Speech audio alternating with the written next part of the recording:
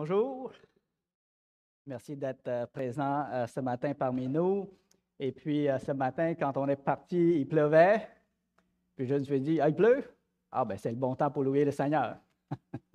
C'est le bon temps de se présenter devant lui et d'être content et heureux de voir nos frères et sœurs. Alors qu'il fasse beau, qu'il fasse pas beau, qu'il pleuve, c'est le bon temps. Hein? Vous êtes d'accord avec moi?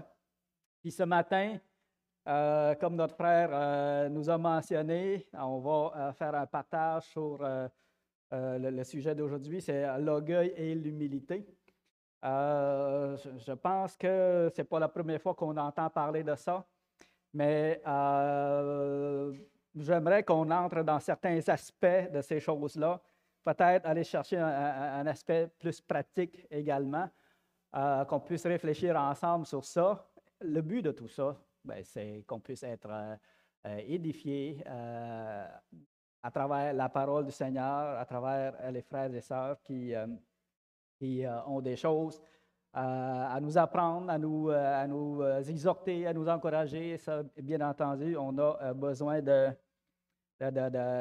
tout ça, de cette exhortation-là. On a besoin que Dieu nous parle. Puis je suis convaincu que Dieu ne nous parle pas seulement à travers le prédicateur le dimanche matin. Dieu nous parle aussi à travers des frères et sœurs qu'on a dans l'assemblée, n'importe quel frère et sœur. Même Dieu m'a déjà parlé à travers des inconvertis, à travers des enfants, pour m'avertir des choses. Alors, d'où le but des partages, des dimanches de partage. Alors, sans plus tarder, j'aimerais qu'on remette dans les mains du Seigneur ce temps-ci. Seigneur éternel, gloire te soit rendue, Seigneur, pour tout ce que tu fais dans le ciel et sur la terre, pour tout ce que tu as créé, pour tout ce que tu as mis. Et merci de ce que tu nous as créé, de ce que tu nous as sauvés, de ce que tu nous as appelés à travers ton Fils, le sacrifice de ton Fils, Seigneur Dieu. Et avant de venir à toi, on était tous des rois dans notre propre vie. On était plein d'orgueil, on était plein d'égoïsme, tout ça. Et en toi, tu nous apprends à renoncer à cet orgueil-là pour que ce soit toi qui sois roi dans notre cœur et dans notre vie, et non pas nous-mêmes. Alors, puisses-tu bénir ce partage que nous avons ensemble? Puisse ton Esprit Saint nous conduire à travers ça, Seigneur. Merci. Amen. Donc, moi, je vous invite, ceux qui vont vouloir prendre la parole, et je vous invite à prendre la parole, de vous approcher du micro pour qu'on puisse vous entendre un peu plus clairement. Notre frère nous a nous a introduit le sujet assez bien avec plusieurs versets. Merci. Et il y a quelques versets qu'on va revenir. Et ce matin, j'ai des questions que j'aimerais vous poser pour stimuler votre réflexion. Puis on va les afficher en avant. Les voilà. Et on va les laisser afficher parce que si je vous les dis, les questions, ça se peut que vous ne retenez pas toutes les questions que j'ai posées, tout ça, puis dans quoi que j'aimerais vous amener à réfléchir. Donc, on va les laisser afficher pour que vous puissiez vous faire une opinion là-dessus, une réflexion plutôt. Ma première question, c'est quoi l'orgueil et c'est quoi l'humilité? On peut comprendre, on peut avoir une idée de ce que c'est quoi l'orgueil puis c'est quoi l'humilité, mais il y a des exemples que j'aimerais qu'on puisse aller regarder, à savoir, est-ce que dans cet exemple-là, c'est-tu l'orgueil, c'est-tu l'humilité, c'est quoi exactement? Alors, il y a des exemples que j'aimerais revenir concernant ce point-là. Et le deuxième point, la deuxième question, c'est que Dieu déteste l'orgueil et pourquoi? Notre frère nous a dit tantôt, Dieu déteste l'orgueil, il aime l'humilité. Ce serait bon de savoir pourquoi. Pourquoi que Dieu déteste ça. Puis ça, avant de vous laisser la parole, j'aimerais qu'on regarde cette question-là ensemble dans Proverbe 6, le verset 17. Proverbe 6, le verset 17, on a une parole qui nous parle de ça. Ça dit, le verset 16, « Il y a 6 choses que hait l'Éternel, et même 7 qu'il a en horreur. » Et là, il commence par dire, « Les yeux hautains, la langue menteuse, les mains qui répandent le sang innocent, le cœur qui médite des projets iniques, le pied qui se hâte de courir vers le mal, le faux témoin qui dit des mensonges et celui qui excite des querelles entre frères. » Mais le premier point, les yeux hautains. Et on a déjà parlé dans mercredi, et ceux qui étaient là, vous s'en souvenez, j'avais mis l'accent sur le fait qu'il ne fait pas juste détester un petit peu. Okay? L'expression qui est utilisée ici, il y en a même 7 qu'il a en horreur. Alors, je ne sais pas si vous savez, si vous comprenez toute la portée de ça. Il a en horreur, quand vous dites que vous avez en horreur quelque chose, c'est quoi? Vous ne pouvez pas le sentir. Hein? Vous ne pouvez pas l'entendre. Ça vous choque. Vous avez en horreur cette chose-là. Heureusement que nous, les êtres humains, on peut se cacher de certaines choses. Quelque chose qu'on a en horreur, on peut ne pas le voir, on peut ne pas l'écouter, on ne peut ne pas l'entendre. Mais Dieu, lui, il connaît toutes choses, comme on a vu la semaine passée. Il voit toutes choses, il entend toutes choses. Ce qu'il a en horreur est toujours constamment devant sa face. Voyez-vous? Mais le Seigneur, lui, a aussi une grande patience dans ça. Donc, on voit que les yeux hautains, là, l'orgueil, Dieu a en horreur ça. Et dans Proverbe 8, le verset 13, je fais ça pour introduire, OK? Pour introduire le sujet. Le Proverbe 8, le verset 13, on l'a vu aussi. La crainte de l'Éternel, c'est la haine du mal. L'arrogance et l'orgueil, la voix du mal et la bouche perverse, voilà ce que je hais. Alors, il revient encore ici sur l'arrogance et l'orgueil, voilà ce que je hais. Ça, c'est concernant l'orgueil et notre frère nous en a partagé plusieurs autres versets. J'aimerais voir aussi au niveau de l'humilité. On sait que le Seigneur aime l'humilité, puis j'ai bien aimé que notre frère ait partagé le Proverbe 16, le verset 4. Ça dit ceci. Proverbe 22, le verset 4. Ça, je l'ai souligné dans ma Bible. Je trouve ça beau. Le fruit de l'humilité, de la crainte de l'Éternel, c'est la richesse, la gloire et la vie. Le fruit de l'humilité, de la crainte de l'Éternel, c'est la richesse, la gloire et la vie. Qui ne voudrait pas avoir la richesse, la gloire et la vie? On veut tout ça. On veut tout ça. Et il y a une recette bien simple.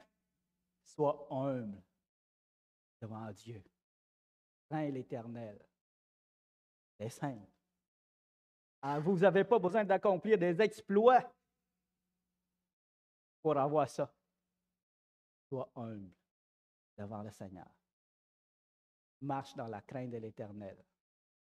Et vous aurez la richesse, la gloire et la vie. Alors, bien entendu, quand on dit richesse ici, puis quand on dit gloire ici, puis on ne parle pas nécessairement de la gloire mondaine puis des richesses mondaines. OK? Il y a des richesses spirituelles que le Seigneur nous promet. D'ailleurs, moi, là, je ne suis pas millionnaire dans mon compte de banque, mais je pense que je suis milliardaire dans le Seigneur. Je ne sais pas pour vous, là, mais je suis milliardaire dans le Seigneur. Je suis l'enfant de Dieu, le prince de Dieu. Et Dieu me traite comme étant son enfant, sauvé de nouveau, avec toutes les promesses de la vie éternelle et de la gloire éternelle. Mon ami, il y a un royaume pavé d'or qui m'attend. Amen. Alors, effectivement, la richesse, la gloire et la vie sont pour ceux qui sont humbles dans le Seigneur et qui marchent dans la crainte de l'Éternel. Dans Luc, le chapitre 14, le verset 11.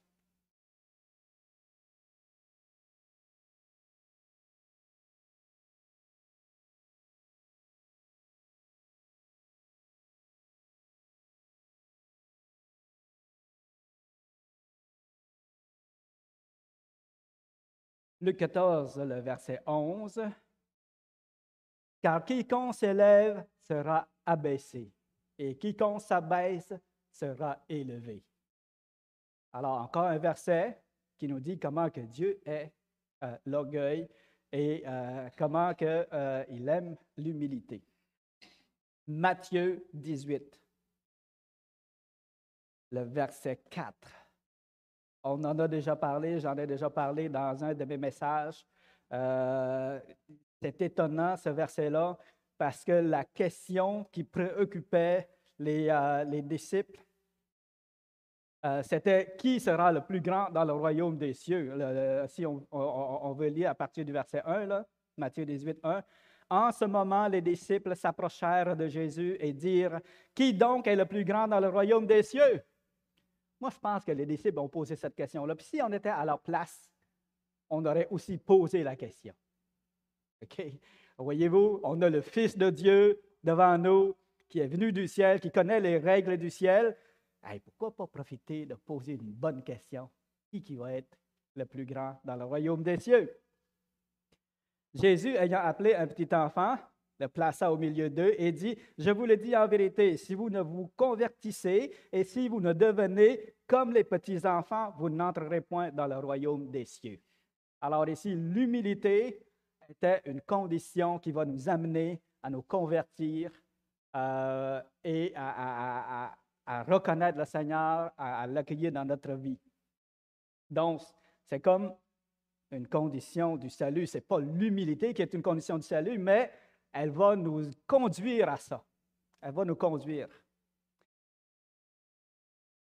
Mais Dieu, le Seigneur va plus loin que ça. Au verset 4, il dit, là, il va répondre aux questions des disciples. C'est pourquoi quiconque se rendra humble comme ce petit enfant sera le plus grand dans le royaume des cieux. Wow!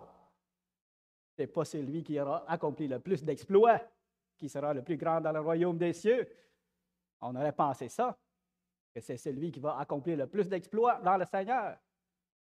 Mais il dit, c'est celui qui se rendra humble comme ce petit enfant qui sera le plus grand dans le royaume des cieux. Alors, je voulais vraiment souligner comment que Dieu regarde ça, l'orgueil puis l'humilité. Comment est-ce qu'il a en horreur l'orgueil et comment est-ce qu'il aime l'humilité? Comment est-ce qu'il, comment je pourrais dire, il met en valeur l'humilité et avec beaucoup de belles promesses par rapport à ça, par rapport à celui qui se rendra humble. Alors, ma question, pourquoi? Pourquoi Dieu déteste l'orgueil et pourquoi il aime l'humilité? Maintenant, ça fait un petit bout que vous avez regardé l'écran, que vous avez les questions, que vous avez pensé à ça. J'aimerais lire les autres questions également.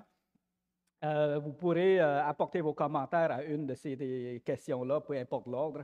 Je ne veux pas imposer nécessairement un ordre.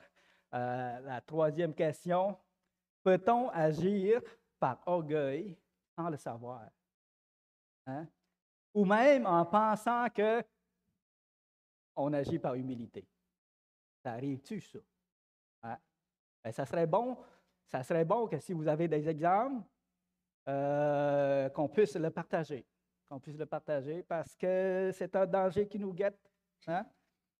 Alors, l'autre question, la question 4, quelles sont les conséquences, les effets de l'orgueil dans la vie de tous les jours? On n'aura peut-être pas le temps de développer de fond en comble cette question-là, mais ça serait bon que si des choses qui vous viennent à l'esprit, même des témoignages par rapport à ça, de ce que l'orgueil peut faire dans la vie de quelqu'un, bien, ce serait bon de partager. Et la dernière question, on sait que Dieu est l'orgueil, il aime l'humilité. Comment est-ce qu'on lutte contre ça? Comment est-ce qu'on lutte contre ça? Il pourrait y avoir plein d'autres questions par rapport au sujet, mais je me suis dit, avec ces questions-là, j'espère que le Seigneur saura nous aider, nous guider dans notre réflexion. Alors, ceux qui veulent prendre la parole, je vous invite à venir prendre la parole. Vous pouvez lever la main aussi, que je puisse vous donner la parole.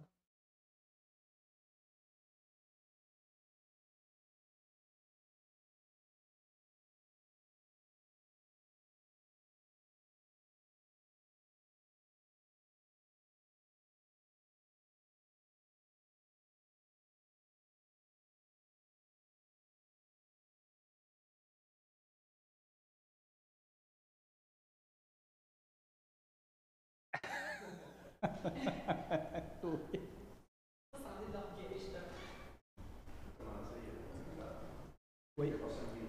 Oui.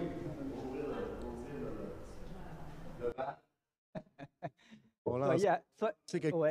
Soyez à l'aise, on est entre frères et sœurs. Alors... Okay. Bien, on va y aller. Pourquoi on peut faire des choses là, en pensant que c'est de l'humilité, puis qu'on le fait pour le Seigneur. Ben, exemple, par exemple, faut vraiment sonder son cœur, hein, profondément, pourquoi on le fait. Si c'est pour se. Dans le fond, nous autres, si on le fait pour se valoriser, ça peut paraître bien aux yeux des autres, ça peut paraître super bon. Puis on peut dire, ah, j'ai fait ça pour le Seigneur, mais en réalité, c'est vraiment comment est-ce qu'on se sent à l'intérieur, puis comment est-ce qu'on fait ça, si on le fait pour les bonnes raisons. C'est toujours sonder son cœur, ça c'est super important dans chaque chose de notre vie. Puis je dirais, là, Seigneur, quand c'est c'est quoi l'orgueil? Bien, dans le fond, c'est toujours se valoriser, c'est de devenir un peu notre propre Dieu au détriment de Dieu. Je pense que ça, c'est important. Dieu veut qu'on y rende toute la gloire, veut qu'on y rende toute la louange dans chaque chose qu'il nous permet, dans chaque chose qu'il nous donne, les cadeaux qu'il nous fait.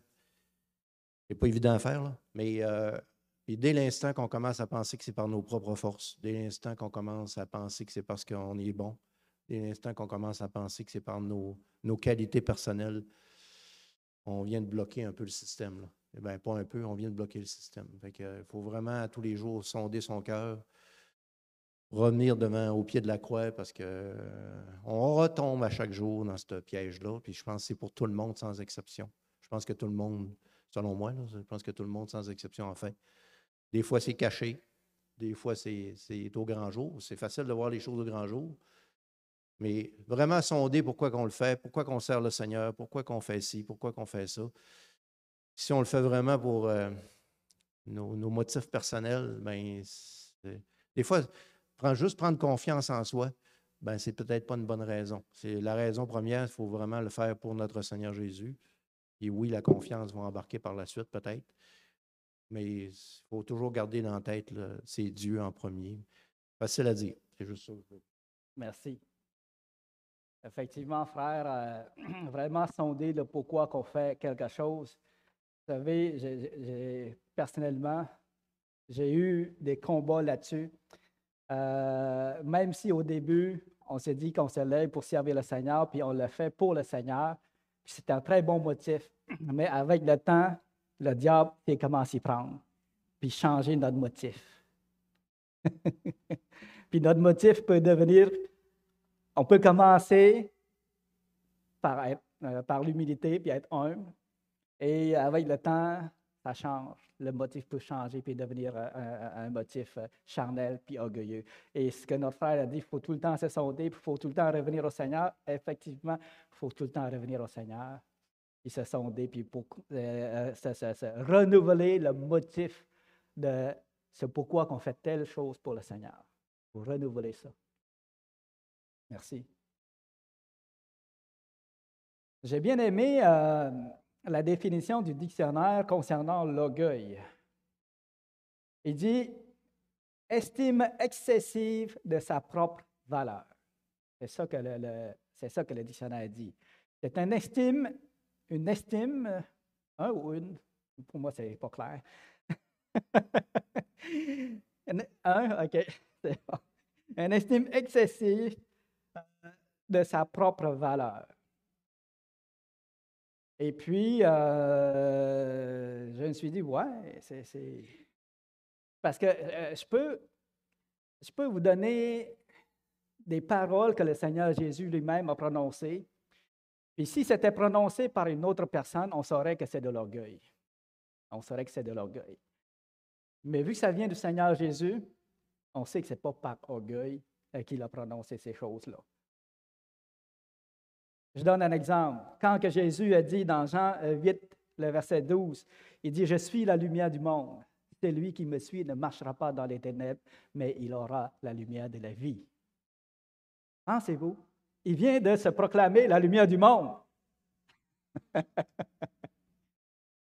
et si c'était quelqu'un là qui prononcerait ces paroles-là, ou une parole semblable de soi-même, on saurait vite que c'est de l'orgueil.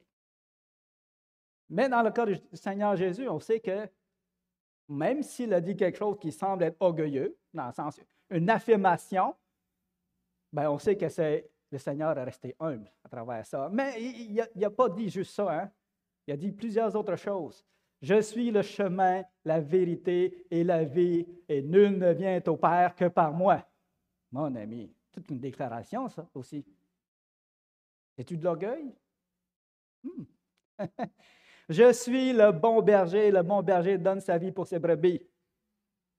Jean 10. Encore une affirmation. L'autre affirmation, je suis le pain de vie, celui qui vient à moi n'aura jamais faim, celui qui croit en moi n'aura jamais soif.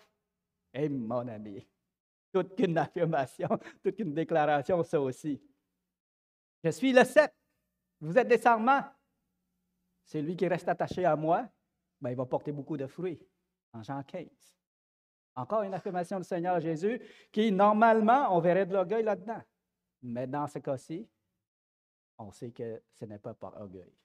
Alors, pourquoi? J'essaie de stimuler votre réflexion. Pourquoi est-ce que ce n'est pas par orgueil qu'il a prononcé ces choses?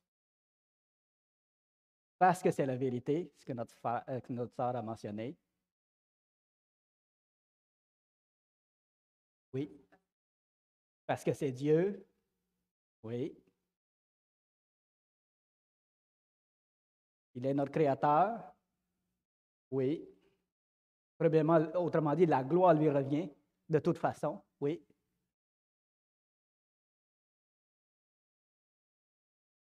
Je suis le chemin, la vérité et la vie. Il n'y en a pas d'autre chemin. C'est un peu comme quand tu es perdu en forêt, s'il arrive quelqu'un qui connaît la forêt et qui dit « Suivez-moi », c'est pas par orgueil. « Suivez-moi, je vais vous conduire à la sortie de la forêt », c'est pas par orgueil, mais tout simplement parce que c'est une vérité qui est absolue. Oui. Oui. Ouais. Mais moi, je trouve là, que... Est-ce que tu es gêné de venir en avant? C'est sûr qu'il y a des petites interventions, je peux répéter, mais si vous commencez à parler beaucoup, j'aimerais que vous veniez en avant. La différence, je trouve, moi, dans le cas de Jésus, là, puis nous, là, c'est que, mettons, moi, là, pour un exemple simple, j'ai quasiment le goût de me virer de bord. En tout cas, mettons, moi, je sais lire ou écrire, là.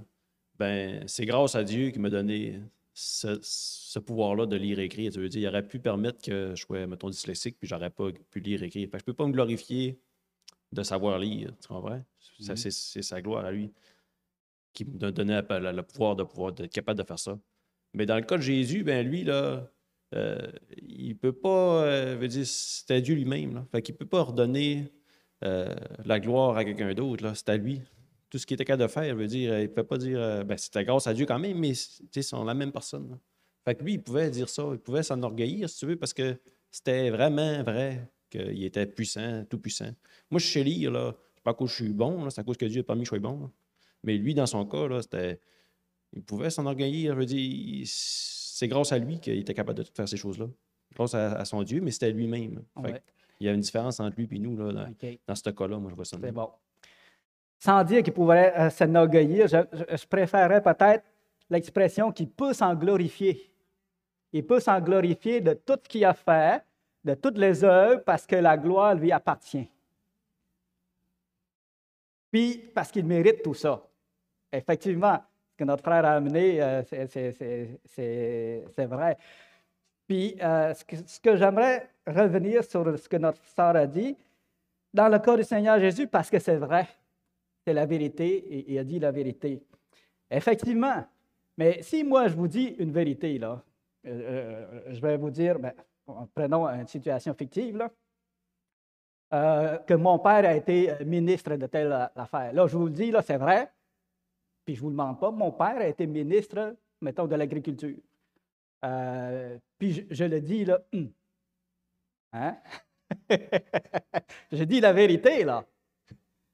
Alors, est-ce que je suis humble quand même si c'est la vérité que je viens de vous dire? Hein? Hein? Mon père était ministre de l'Agriculture. Oui. Oui. Le Seigneur a dit, je suis la lumière du monde, celui qui me suit ne marchera pas dans les ténèbres. Il pouvait le dire sans être orgueilleux, parce que de sa bouche, il a créé les cieux et la terre, la voie lactée, les animaux de la terre. Donc, c'était loin d'être quelque chose qui était orgueilleux, mais c'était quelque chose qui pouvait amener les gens à être sauvés. Oui. Moi, ce que j'aimerais ajouter à ce que notre sœur a dit, c'est que c'est vrai, non seulement c'est vrai, mais aussi il y a le but.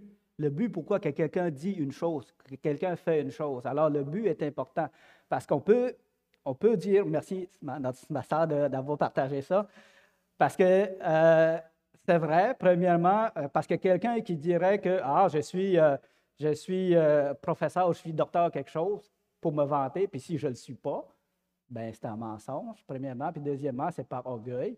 Mais on peut dire aussi la vérité en s'enorgueillissant. Ça, j'aimerais qu'on prenne conscience de ça. C'est toujours le but, le pourquoi. Quand que le Seigneur a dit ces choses-là, je suis la lumière du monde, celui qui me suit ne marchera pas dans les ténèbres, mais aura la lumière de la vie. Alors, il l'a dit, puis c'est vrai, mais il l'a dit pour qu'on le sache. Il l'a dit pour que, comme notre frère l'a dit, qu'on le suive. Il dit dans un but qu'on fasse la bonne chose. Je suis le chemin, la vérité et la vie. Nul ne vient au Père que par moi. Il veut qu'on le sache. Alors, ce n'est pas dans le but de s'enorgueillir, mais c'est dans le but qu'on le sache et qu'on fasse la bonne chose. Oui, ma sœur.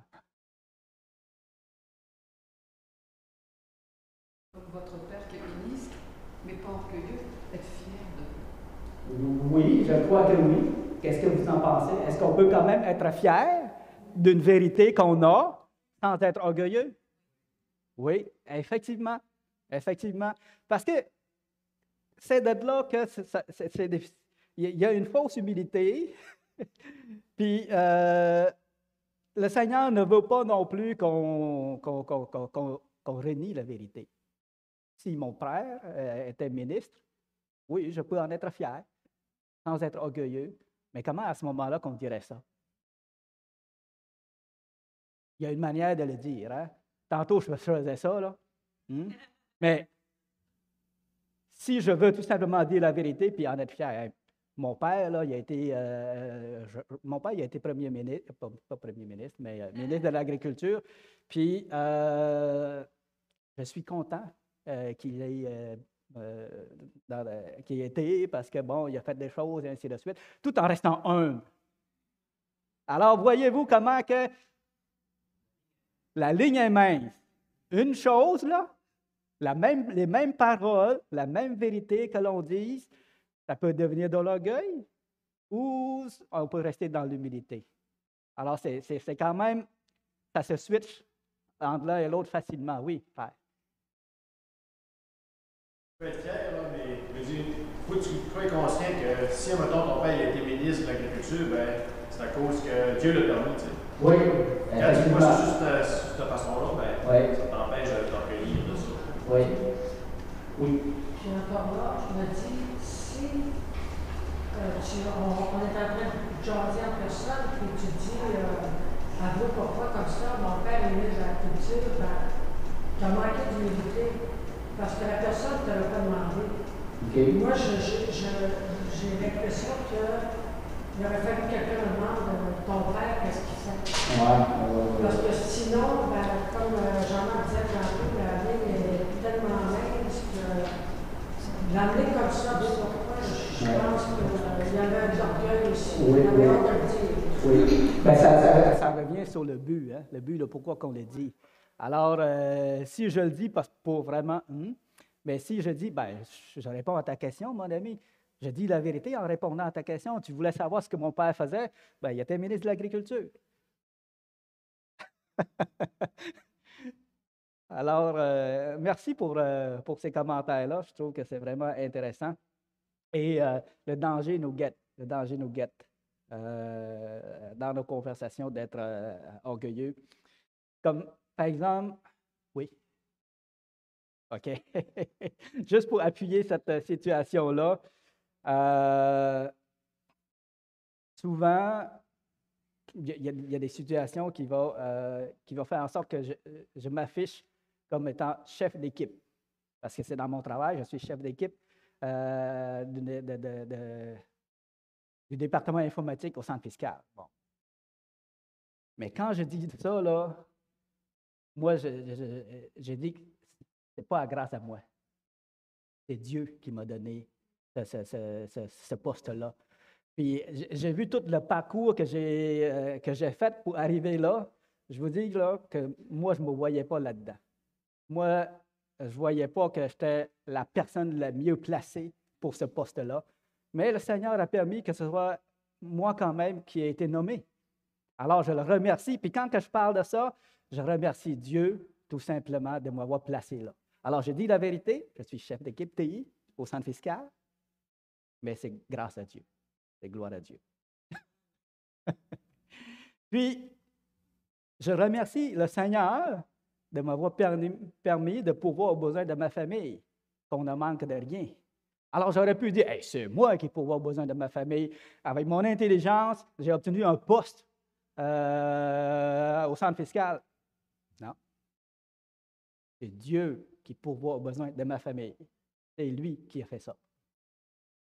Moi, je ne suis qu'un outil dans sa main. Alors, c'est comme ça qu'on doit agir. On doit agir.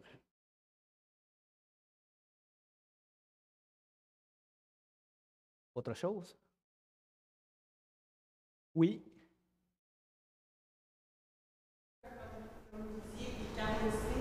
Des fois, là, quand je pense à l'orgueil, je pense souvent à l'histoire de Job dans la Bible. Quand Dieu se met à parler à la fin, là, il dit c'est moi qui ai créé ci, c'est moi qui ai fait ça. Qui peut se vanter d'avoir fait ça? Et quand je me mets aussi à penser à ce que je prends pour acquis, que son enfant sur la santé, en fait, c'est comme on dit, c'est Dieu qui nous a donné la santé, c'est Dieu qui nous a donné les capacités, on n'a rien à. La crainte, comme dans les versets qu'on a lu, la crainte de l'Éternel, on se remet en perspective face à notre Créateur, là, ça nous enlève de l'orgueil aussi. C'est quand on se rend compte tout ce qu'il a fait pour qu'on est bien. Je pense que comment lutter contre l'orgueil, se remettre en perspective face à Dieu, là, ça nous enlève de l'orgueil, qu'on n'a rien à s'en orgueillir. Moi, je repense souvent à l'histoire de Job quand Dieu il leur met un peu à sa place. C'est moi le créateur. Je pense à la crainte de l'Éternel nous aide dans la vie. Comme on disait, Dieu a permis ça, Dieu a fait ça dans ma vie. Autant les bonnes choses que les mauvaises. Même en tant que chrétien, des fois, on disait, je suis chrétien, moi, mais Dieu me choisit d'avance. Je ne veux pas être comme vieilleuse. Je suis fière, je suis contente. Je suis reconnaissante. Pas sans Dieu. Amen. Effectivement, quand on est orgueilleux, on n'a pas la crainte de l'Éternel. Puis pour répondre à cette question-là, pourquoi Dieu déteste l'orgueil, c'est justement ça. Quand on est orgueilleux, on n'a pas la crainte de l'Éternel. Puis l'humilité, quand on a lu tantôt, le fruit de l'humilité, en incise, virgule, de la crainte de l'Éternel, c'est la richesse, la gloire et la vie. Alors, le fruit de l'humilité, de la crainte de l'Éternel, c'est la richesse, la gloire et la vie. Alors, quand on craint l'Éternel, on est humble. On est humble parce qu'on sait que on est humain, on ne peut pas grand-chose, puis tout dépend de Dieu. Oui, frère. À un moment donné, on a amené un paralytique au Seigneur Jésus, puis il était couché sur un lit. Jésus, voyant leur foi, dit au paralytique, « Prends courage, mon enfant, tes péchés te sont pardonnés. » Sur quoi quelques scribes dirent au-dedans d'eux, « Cet homme blasphème. » Et Jésus, connaissant leurs pensées, dit, « Pourquoi avez-vous de mauvaises pensées dans vos cœurs? » Puis là, c'est la suite, il dit, « Car lequel est le plus aisé de dire, tes péchés te sont pardonnés, ou de dire, lève-toi et marche? » C'est là qu'il a démontré sa divinité. C'était pas par orgueil qu'il l'a fait, mais un peu, c'était le but de glorifier Dieu à travers la sacrifice. Mais des fois, nous autres, comme êtres humains, souvent on est en échec. Des fois, on a une fausse humilité qui nous amène à l'orgueil. Des fois, c'est dans nos pensées qu'on est orgueilleux. Même, c'est même pas obligé d'être dans nos actions, c'est dans nos pensées. Puis, on est tous en échec devant le Seigneur. C'est pour ça qu'il faut rechercher cette humilité. Exact. Aussi, il n'y a pas d'autres personnes qui interviennent. L'orgueil, moi, je considère ça comme une pierre qui ne peut être modelée. Une pierre qui ne peut être modelée. Ouais. Ce n'est pas comme de l'argile qu'on peut donner une forme facilement. L'orgueil, c'est vraiment, moi je compare ça à une pierre. Elle peut juste être brisée, la pierre. Hein?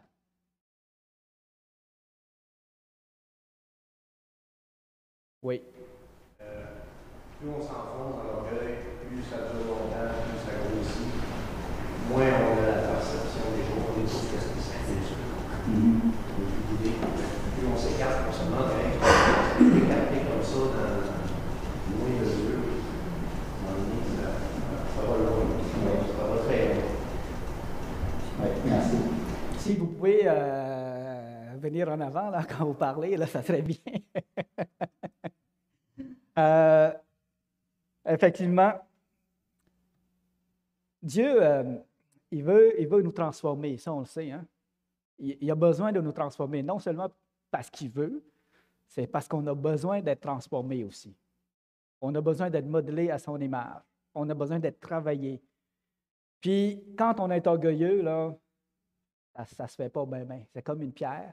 On ne peut pas donner la forme qu'on veut.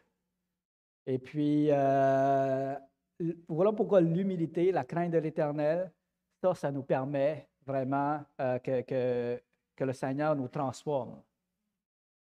Voilà pourquoi que c'est essentiel avec le Seigneur d'avoir cette humilité-là. Si on est orgueilleux, il ne peut rien faire avec nous autres.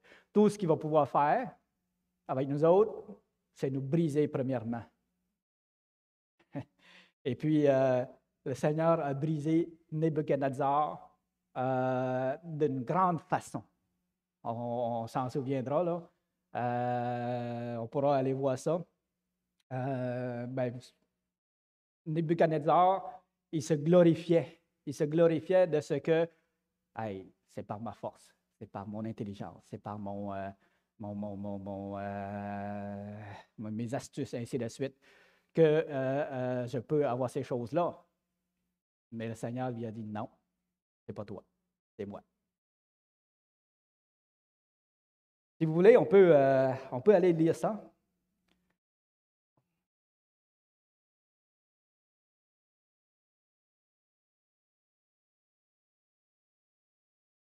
Dans Daniel 4, le verset 28.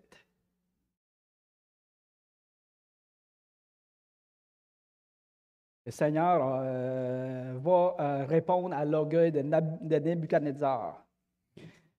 Bon, c'est sûr que l'histoire commence avant, là, mais à partir du verset 28, ça dit ceci. Toutes ces choses sont accomplies sur le roi Nebuchadnezzar. Au bout de 12 mois, comme il se promenait dans le palais royal à Babylone, le roi prit la parole et dit, « N'est-ce pas ici Babylone la grande? » Il va vanter la gloire de Babylone, « que j'ai bâtie comme résidence royale par la puissance de ma force et par la gloire de ma magnificence. » Alors, vraiment, il s'attribuait tous les mérites à lui. Hein? La parole était encore dans sa bouche, dans la bouche du roi, qu'une voix descendait du ciel, apprend Nebuchadnezzar qu'on va t'enlever le royaume, on te chassera du milieu des hommes, tu auras ta demeure avec les bêtes des champs, on te donnera comme au bœuf de l'herbe à manger, et 7 ans passeront sur toi jusqu'à ce que tu saches que le Très-Haut domine sur le règne des hommes et qu'il le donne à qui il lui plaît. Alors, face à l'orgueil de Nebuchadnezzar, Dieu dit, c'est moi qui décide. Puis, je vais te le montrer comment. Au même instant, la parole s'accomplit sur Nebuchadnezzar. Il fut chassé du milieu des hommes, il mangea de l'herbe comme des bœufs. Son corps fut trempé de la rosée du ciel jusqu'à ce que ses cheveux crussent comme les plumes des aigles et les ongles comme ceux des oiseaux. Alors, il a vraiment été abaissé au rang des bêtes. Et il n'y en a pas beaucoup dans l'histoire à qui que, le Seigneur a fait ça. Ce n'est pas juste un clochard. Là. Le Seigneur ne l'a pas abaissé juste au rang des sans-abri. Vraiment au rang des animaux. Après le temps marqué, moi, Nebuchadnezzar, je levai les yeux vers le ciel et la raison me revint. Je bénis le Très-Haut, j'ai loué et glorifié celui qui vit éternellement, celui dont la domination est une domination éternelle et dont le règne subsiste de génération en génération. Tous les habitants de la terre ne sont à ses yeux que néant. Il agit comme il lui plaît avec l'armée des cieux et avec les habitants de la terre. Et il n'y a personne qui résiste à sa main et qui lui dise « Que fais-tu? » Personne. Là, vraiment, là, Nebuchadnezzar, là, il a vraiment appris l'humilité. Il a vraiment appris la crainte de l'Éternel. En ce temps, la raison me revint, la gloire de mon royaume, ma magnificence et ma splendeur me furent rendues. Mes conseillers, mes grands me redemandèrent et je fus rétabli dans mon royaume et ma puissance ne fit que s'accroître. Et une très bonne conclusion pour Nebuchadnezzar. Il dit, maintenant, moi, Nebuchadnezzar, je loue, j'exalte et je glorifie le roi des cieux, dont toutes les œuvres sont vraies et les voies sont justes, et qui peut abaisser ceux qui marchent avec orgueil. Amen. C'est vraiment une grande leçon ici d'un brisement que le Seigneur a fait. De quelqu'un qui a beaucoup de succès dans sa vie et qui s'attribue tout ce succès-là, il pense que c'est lui qui était intelligent, qui a réussi ces choses-là. Le Seigneur lui a appris que non, tu ne vaux rien. Moi, je vais t'abaisser au rang des animaux, là. Puis tu vas voir, c'est moi qui va avoir décidé tout ça, là. Puis je vais te rétablir. Puis tu vas voir aussi que c'est moi qui vais te rétablir. Et que c'est moi qui donne le règne à qui je veux. Le règne à qui je veux. Et puis ça prend l'humilité pour reconnaître ça. Oui. Ça. Oui, monsieur. Est-ce que vous pouvez venir en avant? Ou force pas, là?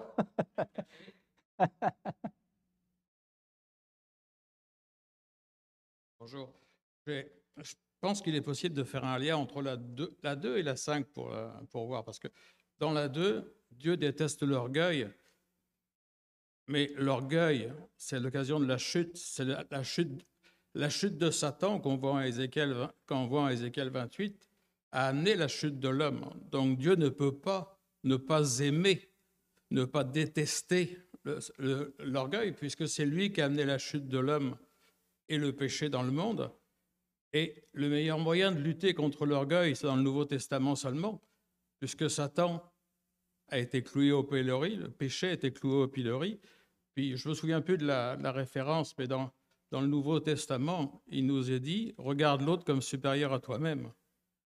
Donc, si le Saint-Esprit venant de Dieu est en nous, puisqu'on aime Dieu, on va aimer notre frère.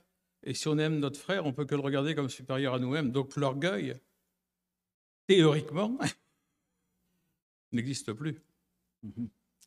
On est dans la théorie, on s'entend. Après, nous sommes que des vieux hommes, pas encore parfaits. On commence la course, on la finira un jour. Merci. Merci. Effectivement, c'est une grande leçon de regarder les autres supérieurs à soi-même. Avez-vous déjà essayé ça? Philippiens 2:3. Je vais le lire si vous voulez. Philippiens 2:3.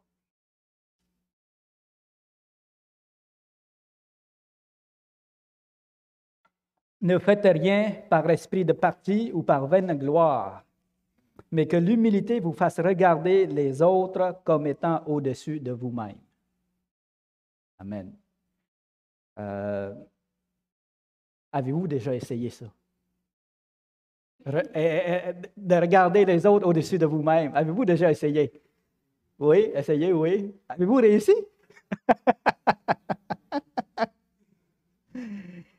Pas toujours, hein?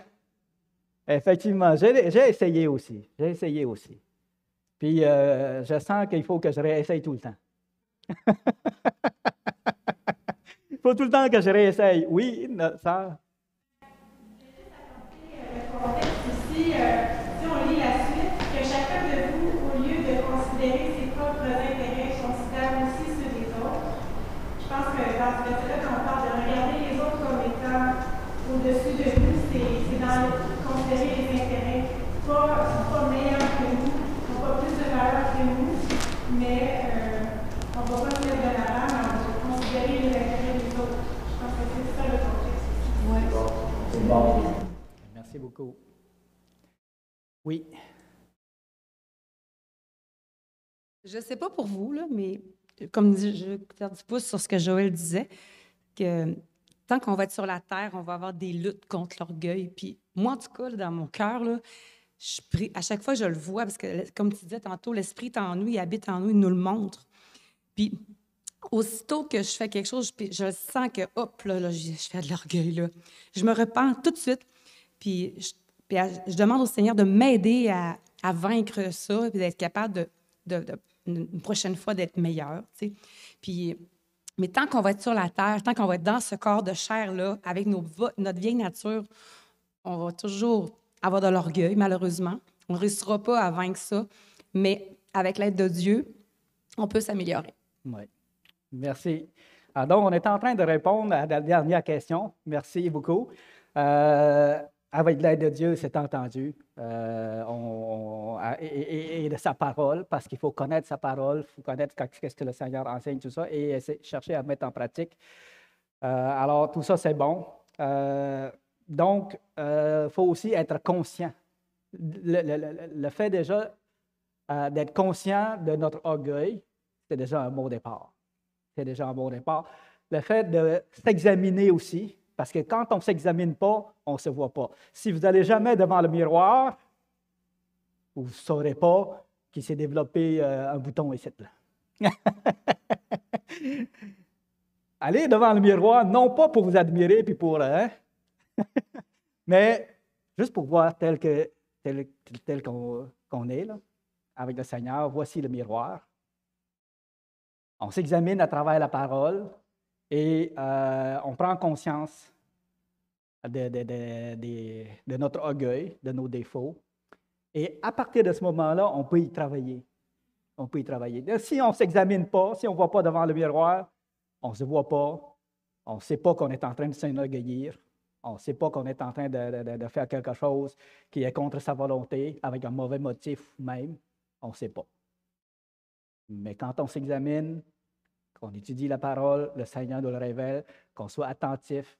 Et lorsqu'on s'aperçoit qu'on est en train de faire quelque chose avec un mauvais motif, c'est le temps de se mettre à genoux devant Dieu de demander au Seigneur de nous aider, de nous remettre dans la bonne traque. Hein? Oui, frère, on va pouvoir terminer avec ce dernier commentaire. Oui. Oups, mon masque. Oui, s'examiner, c'est tellement important parce que ce que je voulais dire, c'est si on n'est pas capable de reconnaître nos erreurs, quand le Seigneur nous montre le mal, puis souvent, on en fait tous les jours. Tout le monde en fait tous les jours, je répète tout le temps, là, mais c'est ça pareil. Puis à tous les jours, il faut s'examiner. Puis quand il nous montre ce qu'on fait de croche ou mal ou quoi que ce soit, c'est important de changer de voie. Quand quelqu'un, moi, il a tout le temps l'air d'avoir raison, puis il a tout le temps l'air, il contrôle tout, que ce soit n'importe qui, il y a peut-être un petit problème. Normalement, là, on change de cap, on pense qu'on a raison pendant 2 semaines, 2 mois, puis à un moment donné, quelqu'un nous exhorte, nous apporte une parole du Seigneur, puis il dit, oh, peut-être que là, je me suis trompé de voie. C'est de changer, s'ajuster continuellement. C'est de l'ajustement tout le temps, mais de revenir au pied de la croix tout le temps.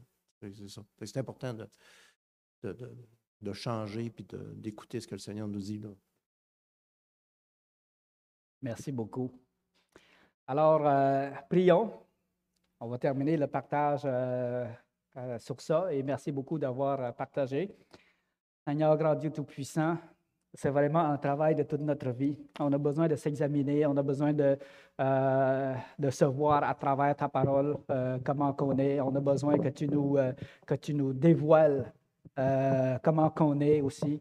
Alors, c'est vraiment un travail de toute notre vie. Personne ici ne peut se vanter d'avoir atteint l'objectif concernant l'humilité. Mais on peut toujours s'examiner et prendre conscience de nos erreurs et te demander de nous aider là-dedans, Seigneur. On sait que tu travailles là-dessus, comme dans le cas de Nebuchadnezzar, tu as fait vraiment quelque chose de grand pour lui, pour le briser. Et des fois, nous savons que tu as besoin aussi de nous briser. Mais on veut aussi, avant de nous briser, que tu nous transformes, que tu nous modèles, Seigneur Dieu. Et merci d'être là avec nous, Seigneur. Puisses-tu bénir chacun de nous à travers ça, à travers ces partages, ces enseignements, Seigneur. Et bénis cette semaine qui commence également. Nous remettons toutes choses entre tes mains, Seigneur. Sois béni. Amen.